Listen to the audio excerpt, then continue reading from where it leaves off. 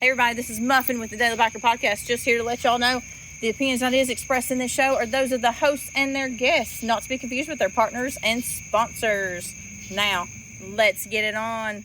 Hey guys, this is Sean from the Bikes and Beards YouTube channel, and you guys are listening to the Daily Biker Podcast. You're gonna love it. I feel like you would. I love taking secret videos of you. Was it when I was in the bathroom? Yes, At least it was when I was in the bathroom. at least. Nobody that wants time. that. Nobody wants that. What is that supposed I'm to just mean? saying, nobody wants secret videos of you in the bathroom. Maybe somebody wants videos of me in the bathroom. Look, I've made a lot of money off you in the bathroom. See? Somebody wants videos of me in the bathroom. It's a new website, Only Marcus. Only Marcus. You'll never be lonely. Oh, God. At XR's only. You should have known that was coming. Yes. It's every time. It is every time. Every time. So, anyways. Hey, everybody. Welcome back to the Daily Biker Podcast. My name is Marcus, and I'm your clueless leader. Today, we're going to go on a learning journey. I have Miss Muffin. Hey, y'all. And I have Daniel. Hey there. And today, we're talking about the history of Yoshimura. I don't know. I think you should only say it like that the Yes. entire episode. Yes. Every time the name of somewhere comes up, I say it that way. Yes. That's not going to happen. So, let's get started, That'd be shall a good we? drinking game. No, it would not. In the first paragraph, you're trash. No. Yeah. Because I downloaded all this in Japanese. Konnichiwa. Konnichiwa. So, Hado Yoshimura was born the third of five siblings on October 7th, 1922. So BMW was already a motorcycle company. Yes. No, they were already a company. 21, they had their first prototype. 23, it was in production. Correct. So, on the Kashu Island, not to be confused with Kaju. Mythical creatures from Pacific Rim. Oh no, it's Kaju. Oh no, you got Jira. He's got zero. Where his inventor father, keep in mind, we had a conversation earlier about the way you were raised. Yeah. So his inventor father owned a woodworking shop. When he was in elementary school, he came up with his big dream. Okay. He wanted to be a baseball player. Oh, okay. I. Weren't expecting that one though, were you? No, not at all. No. So while he was dreaming about being a baseball player, though, he also had other fantasies Okay. about being a pilot. That makes sense.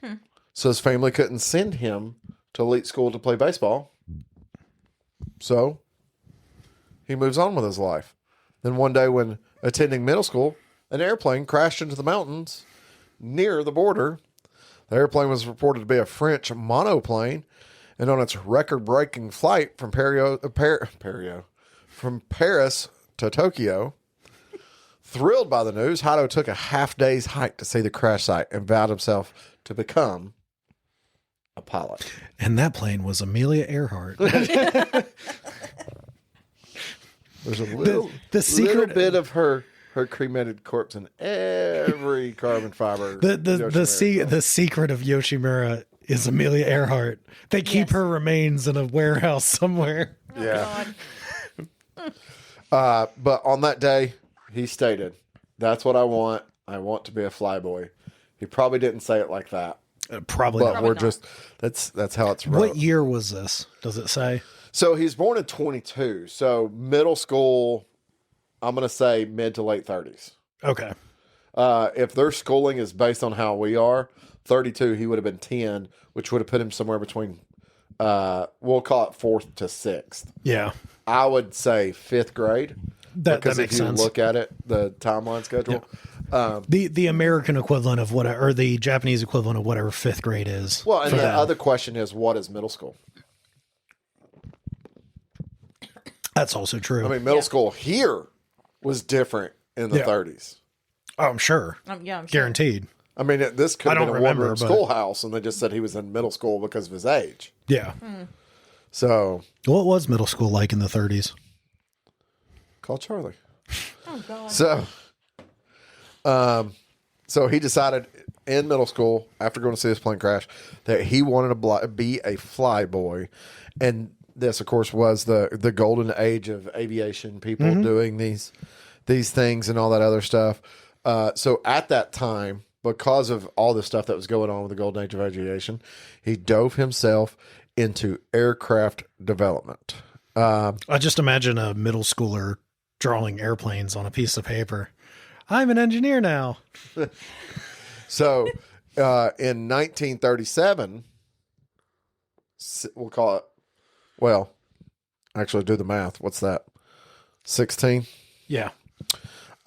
He took the entrance exam for the Imperial Navy Flight School and was chosen as one of 219 new candidates, which sounds like quite a bit, but there was 1,000 or 10,000 applicants.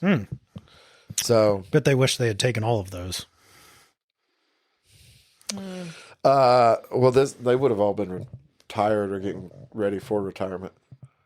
Well, the applicants. In the late 30s? Yeah, I'm saying if they had taken all 10,000, most like those pilots that are in your mind right now. Yeah. Oh, Yeah. 37. Yeah, it's only like Yeah, 7 that's years. what I'm I was going to say most of those pilots are only like 10 to 15 years, and then they age out onto something different. That's within the time frame. Yeah, Yeah. That's what I was referring 7 to 8 years. So, Yes. is that 44? That was 44. to. Yeah. Yeah. They probably didn't have enough planes though. They did. They had a lot of I mean, planes. he was working in flight development. So, anyways, he was also one of the youngest in his class at only 14 years old. So, when he left his hometown to go to flight school, which was at that time, was over 1,000 kilometers away from home. So, What, do you go to the mainland? I didn't know Japan was that big. he was raised on an island called Sesohanakuma in Fukua Prefecture of the Kaishu Island. That's Okay. a mouthful. Okay. Right. Yeah. Yeah. You asked for this. His flight school was in Yokosuka, Kanagawa. So, That sounds right to me. yeah. So his flight training began following a year in Yatabe, but it didn't last for long after a near fatal accident occurred after about 30 flight hours. While he was aboard a K2Y tandem trainer with an instructor at around an 800 meters in altitude, the engine in the front of Hato suddenly caught fire and yelled out, "I have the controls, bell out." Reacting to the instructor's command coming through the voice tube, Hato jumped out of the cockpit into the sky and desperately pulled the ripcord. Nothing happened. Oh, that's exciting. So he decides he wants to create parachute. No, I'm just kidding. He wants to invent the that makes parachute. His parachute failed to open as he falls helplessly through the air. Oh, God. And he has a vision of his mother's face just as he was making peace with his certain death. That's how he designed his exhaust. Yeah. Just after his mother's face. Just as he was, listen to this, I don't know who wrote their histories, but they needed a new job. They need to write comic strips. This took a wrong turn. Just as he was making peace with his certain death, he felt a sudden impact. Okay. When he hit another airplane? No. the point that they're saying is the chute finally deployed a few hundred meters from the ground. I would have wrote that differently. Yeah, I feel like there's a better way to write There's a that. better way to write Yeah. that. He struggled with the chute for a period of time. Yeah. Thought he was going to die, and then Yeah. the chute finally opened. Correct. About Correct. 100 meters above the ground. Correct. So he was hospitalized and soon developed a persistent fever. He was diagnosed with pulmonary and tuberculosis infection and was confined in a hospital bed for 2 months until he was discharged from the Navy, grounded forever. So we got lucky. He didn't have to parachute. Yeah. So now his dream of being a flyboy is dead. Yeah. Before his dream of being a baseball player was dead. Just to go back to being a baseball player? Is this man going to make anything out of his life? Is he going to do anything? I don't know. It doesn't sound like it. Let's keep reading and see what happens. So, upon that, I don't want to keep saying for cuckoo because it doesn't look like that. I wouldn't bother. Yeah, don't That's bother. not the way it looks like it's spelled. I can I could guarantee imagine. that. Yeah. So on returning, Hato soon recovered his health completely, and following his unwavering passion for sky and aircraft, he went to work as a mechanic at a local branch of the Imperial Japanese Airways. The Japanese National Airlines was what it was called, and he worked there from 1938 till 1945. So, Hato, I know you're not with us anymore, but good choice on getting hurt jumping out of an airplane. Yeah. He actually didn't, he purposely didn't pull the parachute. He's like, the day before they're explaining what kamikaze means. He's like, no. That training flight was on December 5th, 1941. So, but he did enjoy working on motors and everything. And he did garnish a nickname called the Flyboy Dropout That's rude. from in the shop. Maybe like if you dropped your motorcycle one time, like, oh, look, it's droppy.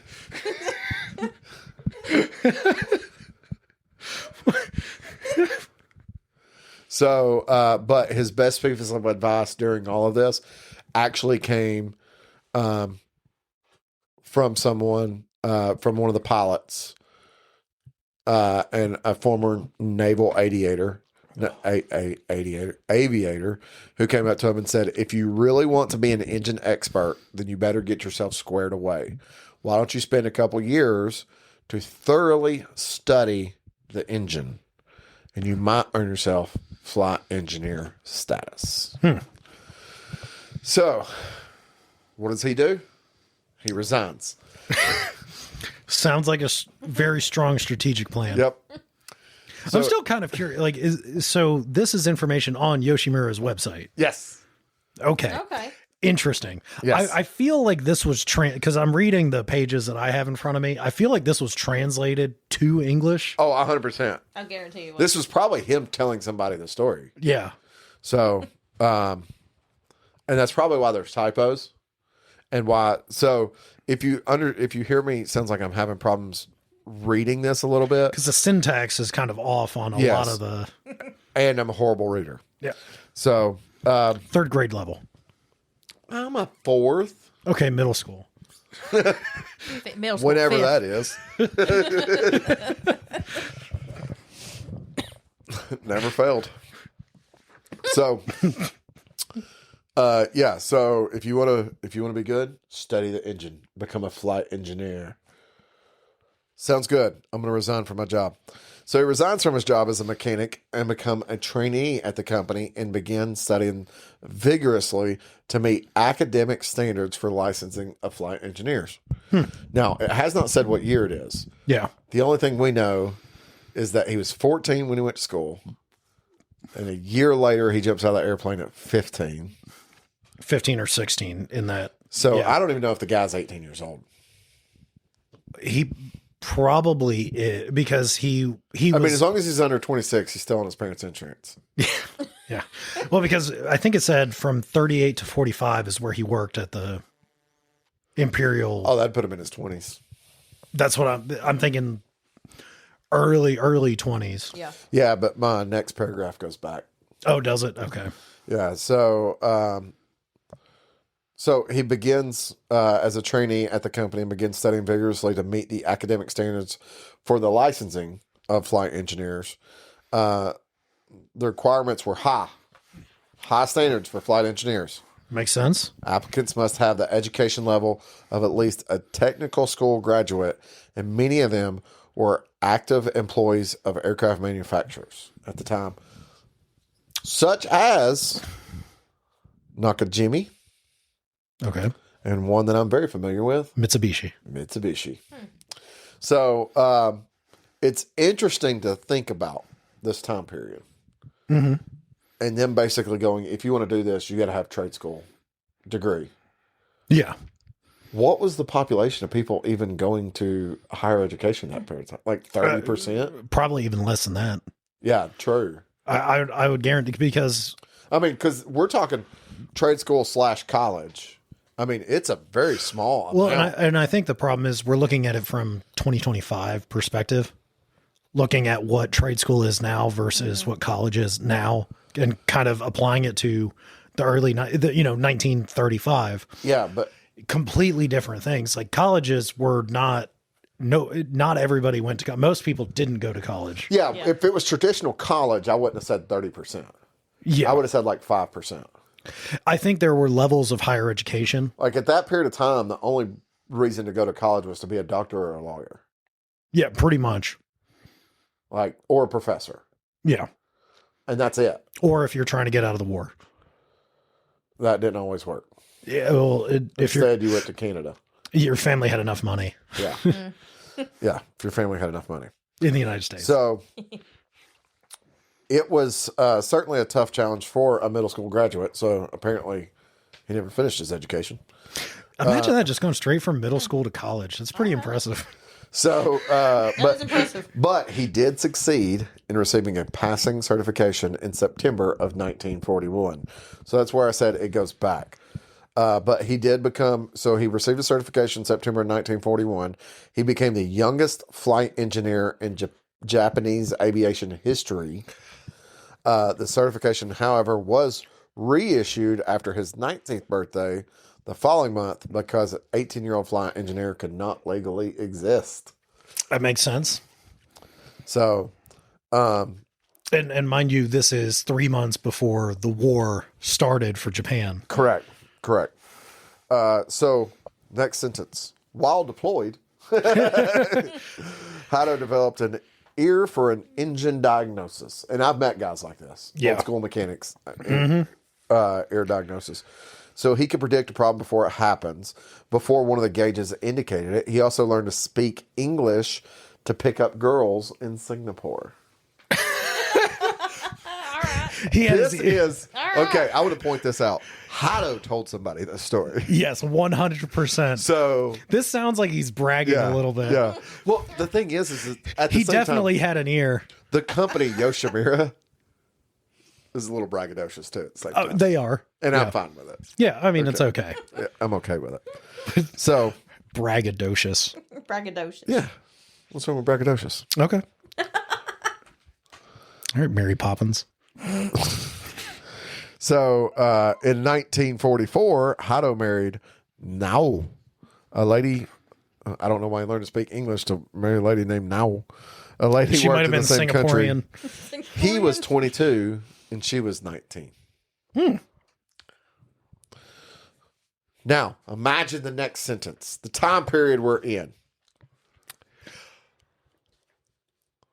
The time period we're in and who he works for. What city did he live in? It's not the city. Was it one of the two? No, this is the most broadest statement we will read in the entire history.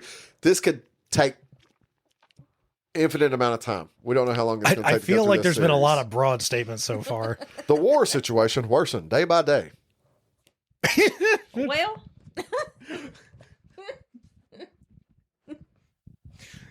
It definitely did in 1945. Yep. No, this is 1944. Yeah, they weren't doing well. Yeah. Japanese aircraft were losing their powers as the quality of Japanese aviation's gas went down. No, aviators went down. It says their quality of their gas went down. The aviators went down. They did have supply issues. So maybe they weren't supposed to crash. Oh, God. God. I just want to point out right now, Shit, I ran out of gas. our listeners in Korea, whether they're American or Korean, they're going to love this. They're going to love it. You're going to love it. They're going McDonald's all over this. Ba-da-ba-ba-ba. Mick loving it. Mick loving it. So, at the risk of being shot down was progressively increasing, Hato received an order to carry out special missions to lead waves of suicide attack planes from Taiwan to Okinawa. You know, it's crazy. And he missed every single time because that parachute opened afterwards. These You want the parachute? No? Okay. Man, I don't know what happened. It opened like really late and just sucked me out of the plane. I don't know what happened. So it says these kamikaze pilots were very young. His engine was inexperienced. always broken. Hang on. These kamikaze pilots were very young, inexperienced, and unlike Hato, Yokosuka P1Y lightened for these missions by removing arrangements. Their planes carried only enough fuel for one way. There's a movie about that. Mm-hmm. It's called Pearl Harbor. Oh, Hato, that had already happened. We're talking midway now. Hato had to guide them to enemy targets and return to base after witnessing the results. It was hell. It was hell. Yes, I'm sure. I'm sure it that was was. terrible for him. Yeah. I'm sure. Bye, Jim. Bye, Fred. Oh, Bob, you missed. What the crap? Hey, you put your bandana on, right? This is definitely a story that he told. He dictated this to somebody typing it out, Yeah. and it was originally in Japanese. This is entertainment right here. So I could understand this. So it took such a toll on him that Hato soon came down with a stomach ulcer. Yeah, stress. It was perhaps the result of excessive drinking due to stress. That makes sense. He was sent back to his hometown for a surgery in which is it on your piece of paper? No, The town is Fukuoka. I'll look for it, but Like if you asked me, I would say Fukuoka. Fukuoka. no, I got a Fujito. Yeah, I don't have Fujito. Fujito. Fujio. So he was this is sent gonna back. be great. He was sent back to F Town You know what? for a surgery in F-Town. which surgeons removed That sounds worse, actually. 2/3 of his stomach. Oh. I bet he lost a lot of weight after that. Talk about the lap band. Yeah. You know, And then the war ended 2 months later. Well, we don't know how it ended. It just ended. ended. But I feel like somebody that's, got a terminal disease who's already leading the planes. This guy has already gone through so much. And But he learned English to speak like to the Singapore women. 23 years old. Yeah. So, but here's a part of the tragedy of what that war was. When the war ended 2 months later, so many people he knew died during those 2 months. Of the 219 candidates in his flight class, only 30 survived the war. Sounds about right. Believe it, yeah.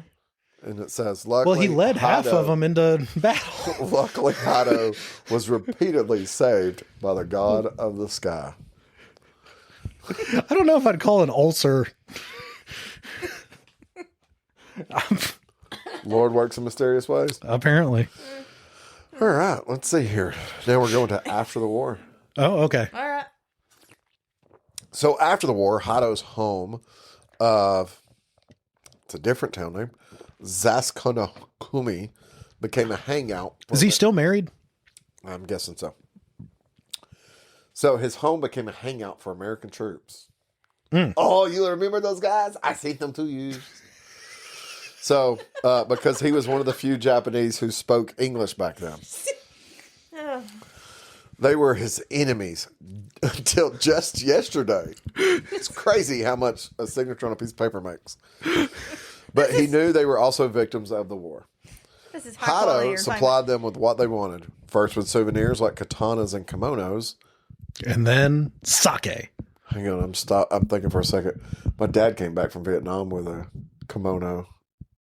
From Vietnam? Dad went to Japan. And Dad was in Vietnam. okay. Dad came back with a kimono. I was about to say, My like, mom has a real kimono from like 1950. Yeah, she's supposed to give it to me. which is is really she? cool. Yeah.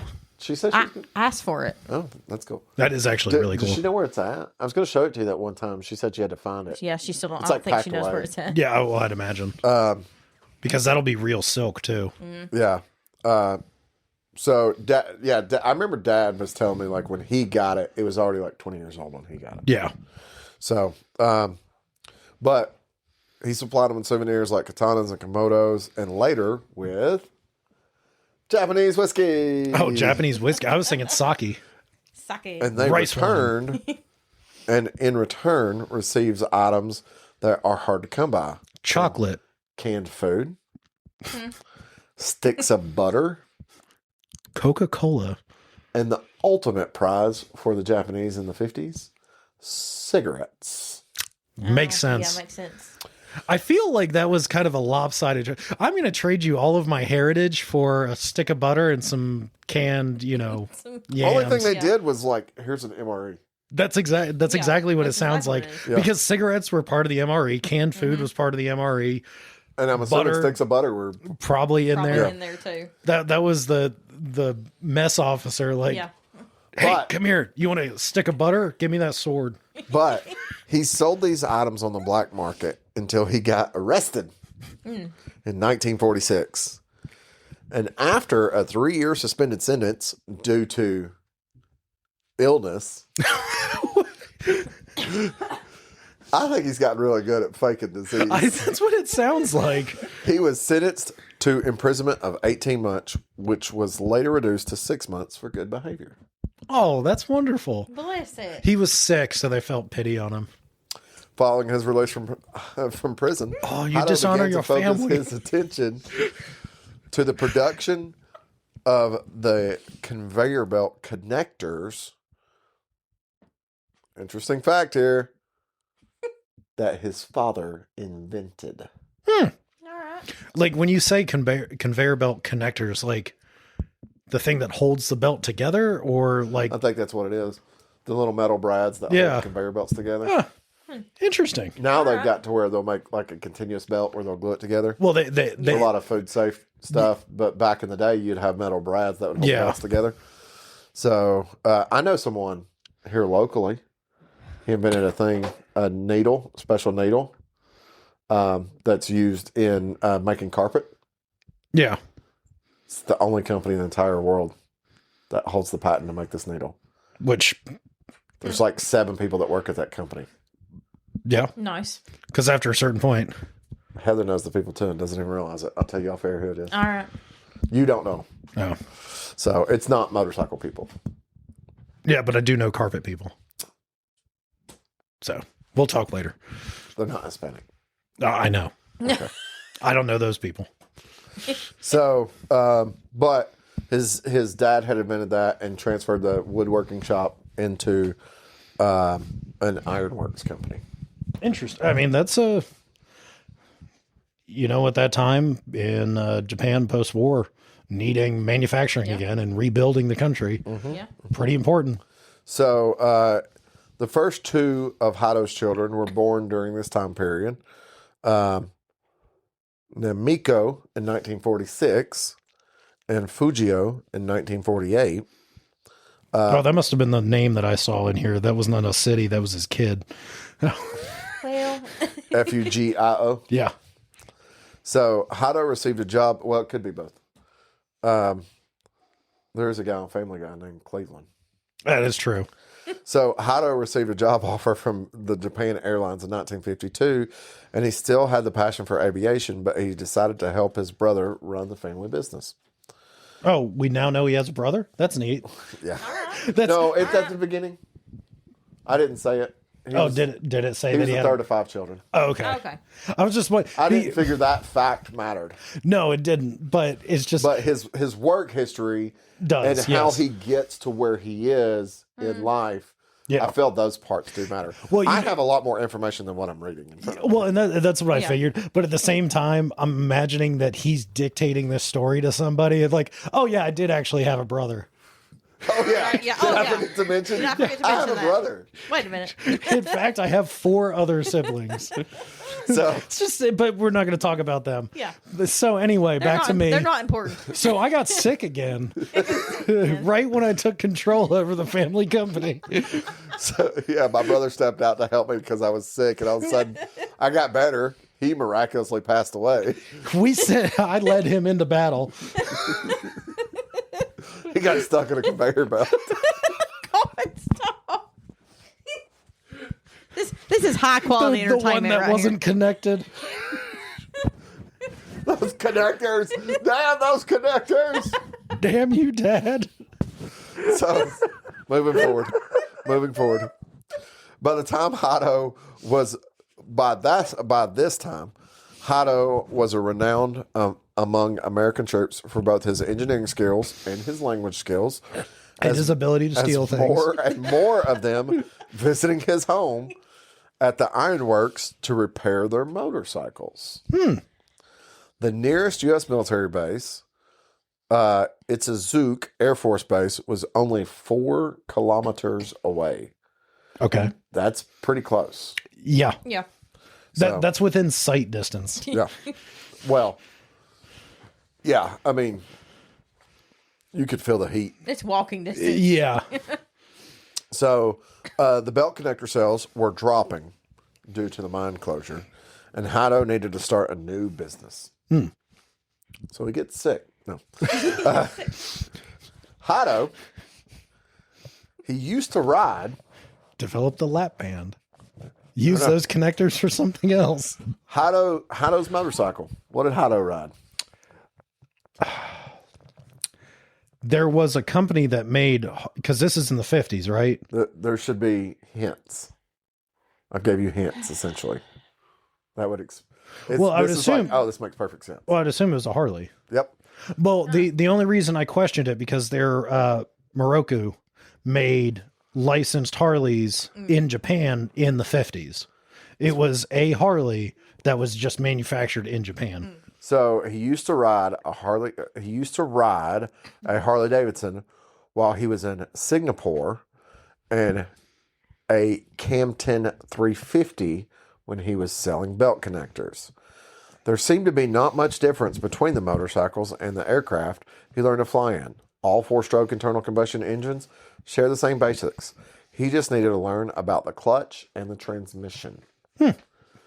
Hato opened a little bike shop in 1954 by renting a corner of Ironworks and named it Yoshimura Motors. The shop soon filled the happy sounds with motorcycle engines, and it was the birth cry of Yoshimura. That is part 1. Daniel has part 2 for us. Yes. Keep going. So now this period of time is from 1950s to the 1960s, which we've already been in the 1950s apparently. But now the What we're story. hitting, that was him and before Yoshimura was a thing. Yes. Yes. So as the Japanese society healed from the devastating wounds of the war, people started to ride motorcycles.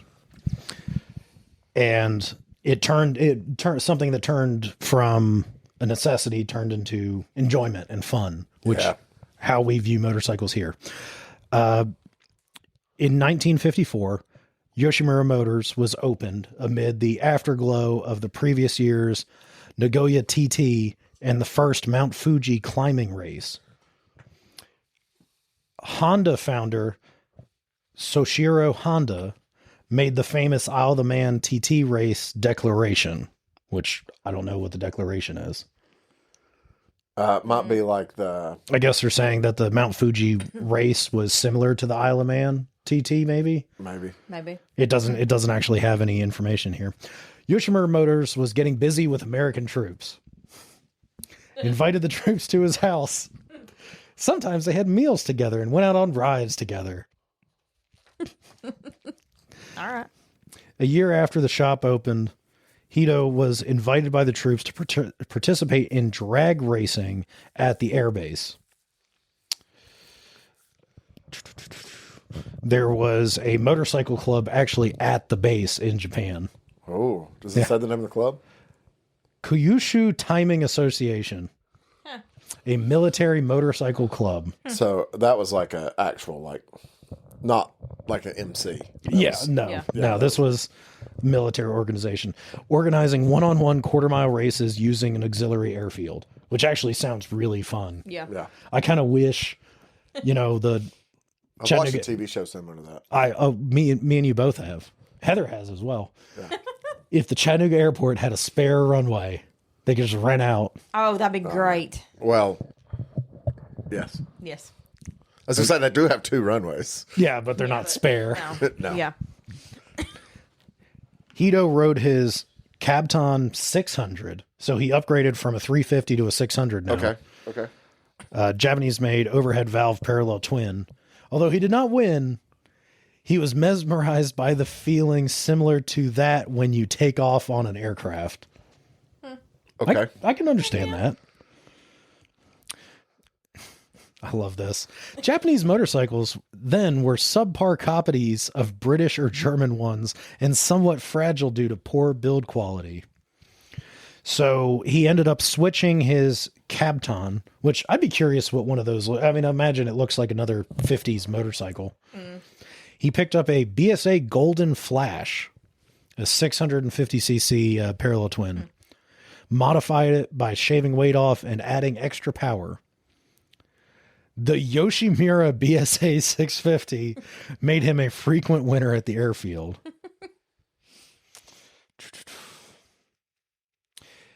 Hito became known for souping up motorcycles, and they called him Pop or Pops. He's in his 30s. Yeah, he's not that old. Yeah, but his nickname was Pop Yoshimura. Yeah, I get that, but this is still early on in his life here. So this is a 1954 Capton 350. It looks like a single old BSA. Oh, okay. Or, So the one that he was riding, the 600, was just a parallel twin. So it probably looked like a Triumph BSA or, whatever British motorcycle at the time. yeah. Yeah, I mean, that they look like, or the single-cylinder BMWs. Yeah. Basically, they all look the same. Yeah. Once I again, like that's those, actually. that goes to like what we were talking about in the previous episode. Like at a certain time, motorcycles were just motorcycles. There was no sport bike, cruiser, any ADV. Yeah. So, well, it also didn't say what Harley he was riding. I would imagine he's probably actually riding like a WLA. yeah, More than likely. it was actually an Indian papoose. He was actually riding a BMW GS. He was riding an R37 24 16 17. It was the one made by Harley, though. Yeah. So apparently his mechanical skills allowed Yoshimura Motors to become an agent for Balcom Motors, Japanese importer of prestigious motorcycle brands such as BMW and BSA in 1957. So you opened a dealership? He turned Yoshimura Motors into a dealership, or at least selling the bikes that were imported by somebody else. He discovered the fun of working on motorcycles, which I figured he had already found at this point. I thought he had too. In 1950, it took him 10 years to figure out it was fun. So the guy's 32 years old and he's just now figured it. It's Well, he's in his You said 1954, right? 57. Or 1957. So he's like 30, 35, 37. Yeah, 30, 36, 37 at this point, And which is actually pretty impressive. In his mid 30s, he's got a successful the past shop. 25 years, he's been working on engines. Or sick. or sick. Or sick.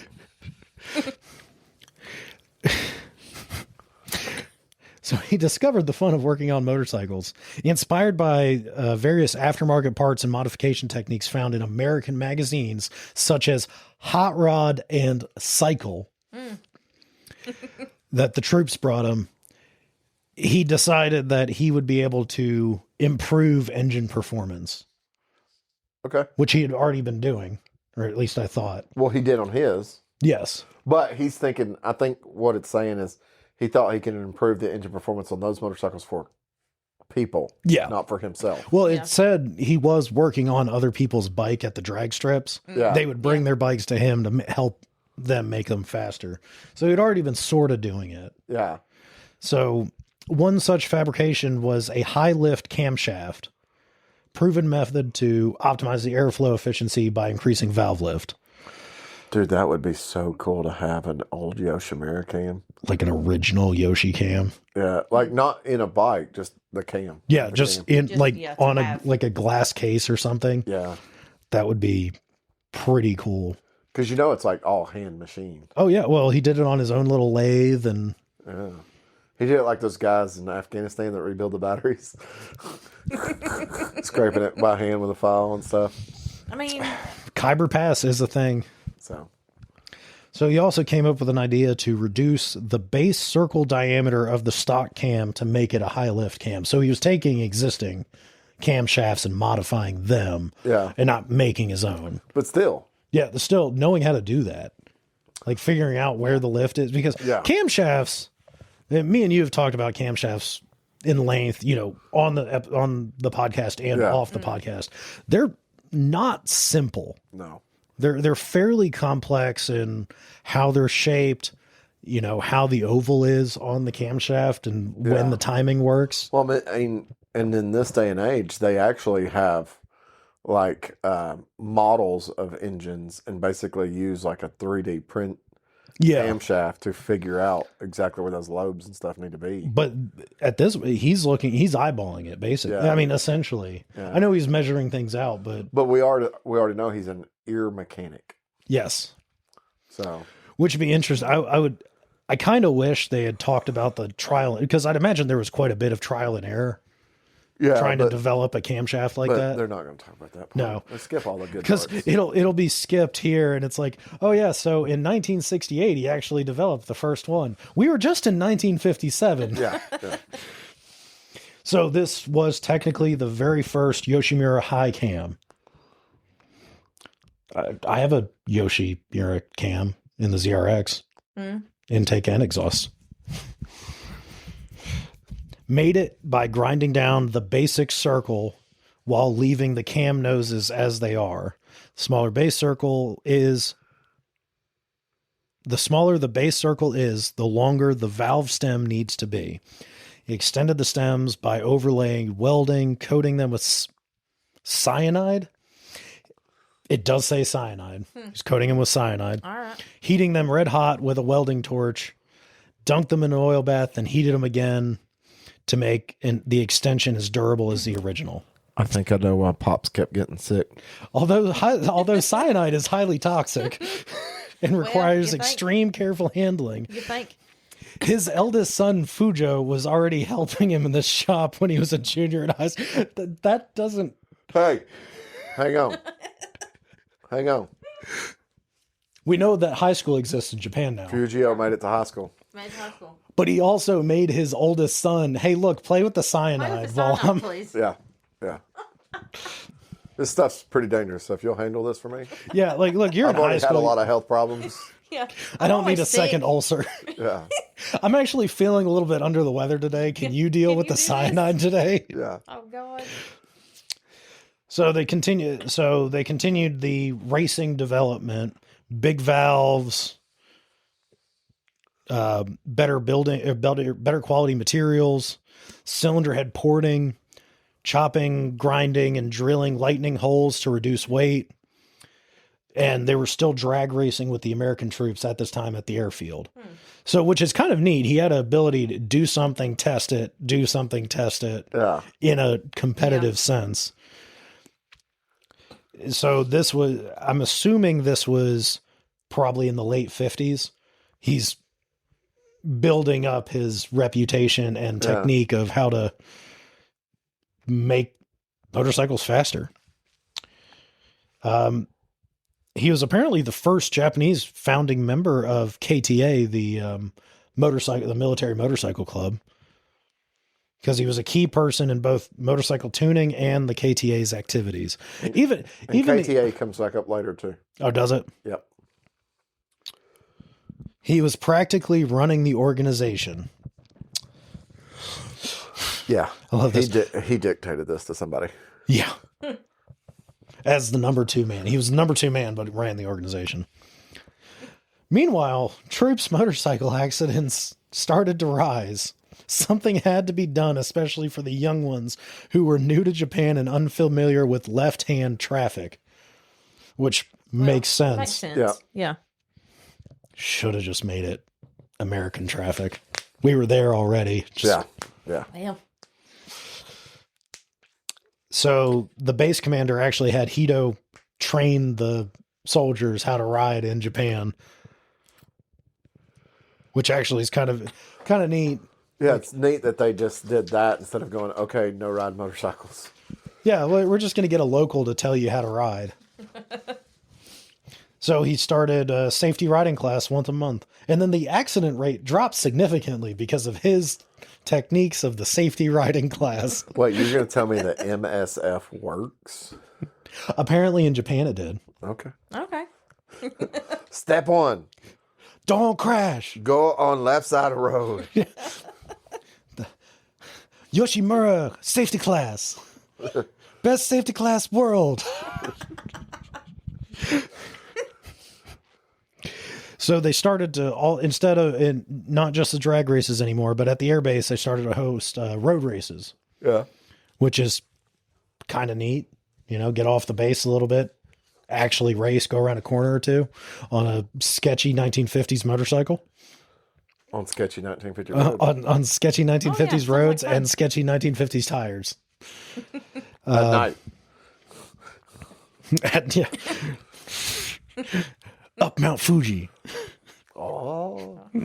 First one to the top gets free camera. So they were able to, they had closed courses where 3/4 of the track was paved with asphalt. There were unpaved sections, including seaside gravel with jumps. Okay. I don't know about this road racing. This This does not sound like road racing. no, this is definitely not road racing. As well as a seaplane taxiway, which was covered with metal planks. What? None of this sounds safe. This is sketchy. It's far better than the asthma racetrack. That's how it's spelled. And so that was considered the center of the Japanese racing scene, which was covered with volcanic ash because you need additional. Nice. That was prime Japanese racing until the Midnight Club was founded. Basically. So apparently there were races every weekend. Hito's kids were at first surprised and increasingly fascinated with all sorts of American cuisine, from hot dogs to sandwiches, ice cream to Coca-Cola. The gap between America and war-torn Japan was painfully obvious. He is definitely reading this to people. So there was progress onwards. In November of 1961, Honda launched the Dream Super Sports CB72, the Hawk, that was sold in U.S. market. The machine became a game changer for Hito as well as the Japanese motorcycle racing history, as it gave Japanese motorcyclists who could not afford imported bikes the opportunity to go beyond the fence of Gnazao. And that is the end of section 2. All right. And we're at 1960. And we are at 1961. All right. All right. All right. Yep, November 1961. I feel like, based on history, Yeah, about to be a whole lot of racing going on. yeah, I'd imagine. A whole lot of racing. And on that bombshell. Hey everybody, this is Sean at White Lightning Harley Davidson. I want to thank you for listening to the Daily Biker Podcast. You can reach the podcast on Facebook or Instagram at The Daily Biker, or you can email the podcast at thedailybiker@gmail.com. Be sure to keep an eye on White Lightning Harley Davidson social media pages for the most up-to-date information on all our events and where you can find the boys.